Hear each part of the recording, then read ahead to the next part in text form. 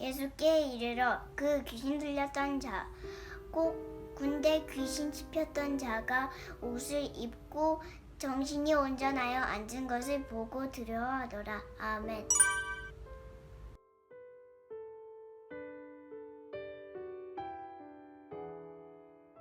그의 길교회 김영배 목사입니다.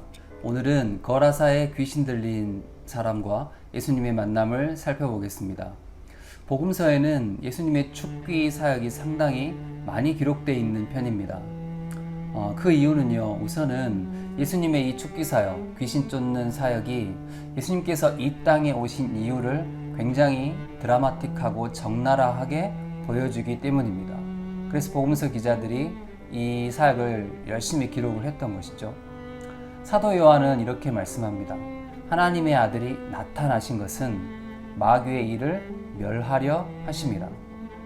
물론 이 요한 1서에서의 맥락에서는 마귀의 일이라는 것은 사람들로 하여금 죄를 짓게 만드는 바로 그 마귀의 일을 뜻하긴 합니다.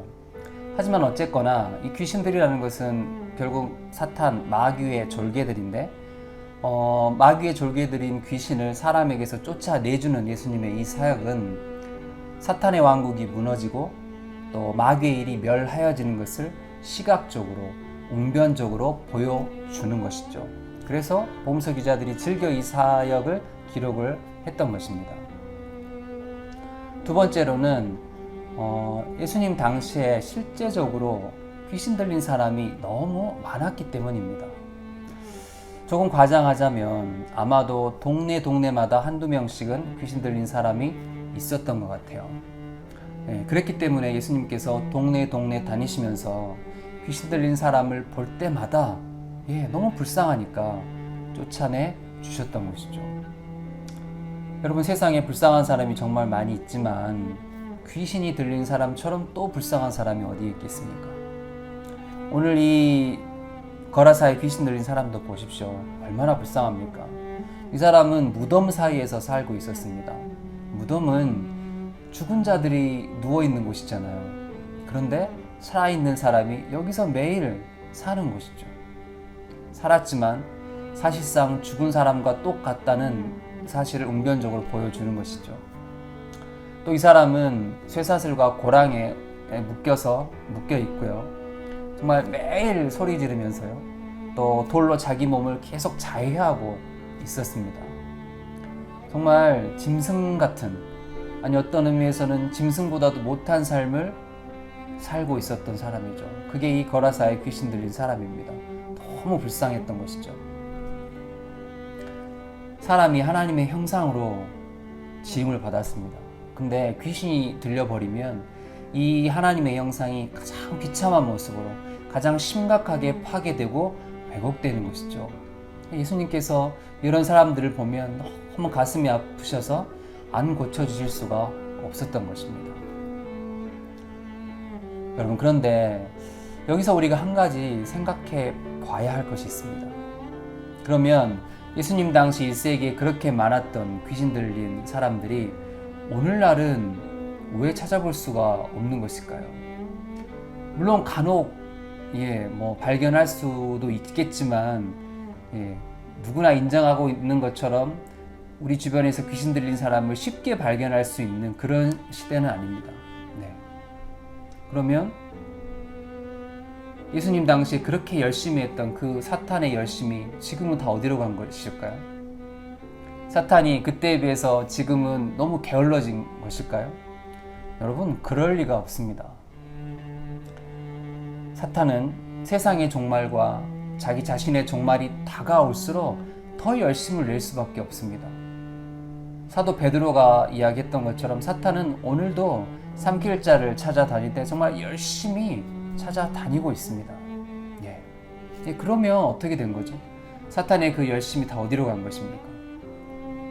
사탄의 열심은 그대로 남아있지만 사탄이 전략을 바꾼 것이죠.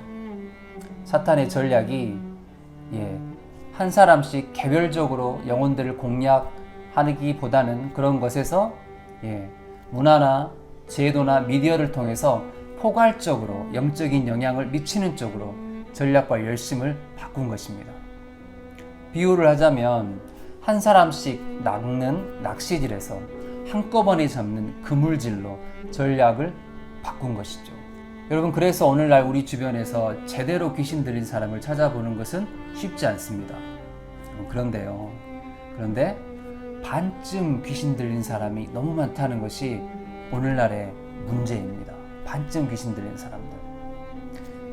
오늘날 자본주의 사회이죠. 이 자본주의적 문명의 그물 속에서 정말로 물질의 영에 반쯤 사로잡혀 있는 사람들이 너무 많아요. 돈 버는 일에 정말로 사로잡혀 있는 사람들, 돈 버는 일에 완전히 몰두되어 있는 사람들, 얼이 빠져 있는 사람들, 우리 주변에 너무 많다는 게 이 시대의 중요한 문제죠. 또 선정적인 문화나 미디어의 이 그물 속에서 섹스의 영에 반쯤 귀신 들려 있는, 사로잡혀 있는 사람들, 그래서 정말로 자기의 욕심을 위해서 사람을 정말로 물건처럼 생각하고 심지어 죽이고 하는 그런 반쯤 귀신 들린 사람들이 너무 많다는 게 문제입니다. 오늘날 또 정말 분노와 또 폭력의 이 그물 속에서, 그런 문화의 그물 속에서 분노와 폭력의 영에 반쯤 사로잡혀 있는 사람들이 너무 많죠. 우리 주변에서 뉴스에서 도처에서 보고 들을 수 있는 사실입니다. 정말로 한번 생각해 보십시오. 우리 주변에서요, 우리 자신을 포함해서 정말로 온전한 정신으로, 정말로 깨끗한 영을 가지고 하루하루 살고 있는 사람들이 얼마나 되는지 모를 일입니다. 신약성경에서 귀신으로 번역되는 단어는 다이모니온이라는 단어이죠. 그런데 신약성경에서 더러운 귀신이라는 표현이 굉장히 자주 나옵니다. 이 더러운 귀신이라는 표현은 헬라어 아카다르토스푸뉴마라는 표현을 번역한 것입니다. 아카다르토스푸뉴마는 문자적으로 더러운 영이라는 뜻이죠. 더러운 영을 더러운 귀신으로 번역을 한 것입니다. 여러분, 그러니까 이게 어떤 의미를 내포하고 있는 것이냐면, 세상에 영이 참 많잖아요. 정말 오만 영들이 있는데 정말 깨끗한 영, 성결한 영, 성령 단 하나의 영을 제외하고는 다른 모든 영은요, 귀신의 영향력이거나 귀신이라는 의미입니다. 예수님께서 비유로 말씀하셨던 것처럼 사람의 마음은 집과 같습니다. 집과 같아요. 그래서 하나님을 주인으로 모셔드리고 살거나, 아니면 뭔가 진짜 제대로 된 귀신이거나 귀신의 영향을 받는 더러운 영을 주인으로 모시고 살거나, 둘 중에 하나입니다. 둘 중에 하나예요. 우리 마음의 중립지대는 없습니다. 우리 마음은 결코 무주공산이 아닙니다. 하나님이 주인이시거나 귀신 혹은 뭔가 더러운 영이 우리 마음의 주인이거나 둘 중에 하나이죠. 그럼 우리는 하나님만을 우리 마음의 집의 참 주인으로 모셔드리고 매일매일의 삶을 정말로 예수님의 사람답게 힘써 빚어가야 합니다. 그리고 그것이 무엇이 됐든 어떤 종류의 것이든 더러운 영은, 더러운 영적인 영향력은 결코 우리 마음에 침투하지 못하도록 정말 신경 써서 적극적으로 반응을 해야 되는 것입니다. 그것이 이 1세기와 비교해서 제대로 귀신 들린 사람은 많지 않은 이 시대에 정말로 우리 그리스도인들이 생각하고 취해야 될 영적인 전략인 것이죠. 여러분, 오늘 만남의 키워드는 무덤입니다. 거라사에 귀신 들린 이 사람은 예수님 만나기 전에는 무덤 사이에서 살고 있었습니다. 죽은 자들의 거처에 있었습니다. 예수님을 만나고 나서야 무덤을 탈출할 수 있었죠. 정말로 소망스러운 일입니다.